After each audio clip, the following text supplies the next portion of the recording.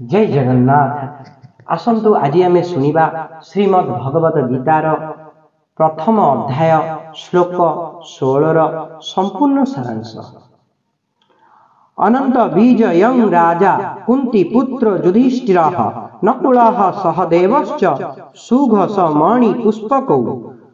कुंती पुत्र राजा युधिष्ठिर अनंत विजय नामक शंख बजाइले तथा नकुल और सहदेव सुघोष और मणिपुष्पक नामक शंख बजाइले। व्याख्या अनंत बीज यं राजा सुघोष मणि पुष्पकौ। अर्जुन भीम और युधिष्ठिर तिनि हे कुंतींकर पुत्र तथा नकुल और सहदेव दुहे माद्रींकर पुत्र। एही दुई प्रभेद दर्शाइबा पाई एठारे युधिष्ठिरंक उद्देश्य रे कुंती पुत्र विशेषण दिया जाइछि। युधिष्ठिर को राजा कहिबार तात्पर्य हेला युधिष्ठिर वनवास पूर्वरु निज अधा राज्यर राजा थिले एवं नियमानुसार 12 वर्ष वनवास और 1 वर्ष अज्ञातवास परे से राजा हेबार थिला।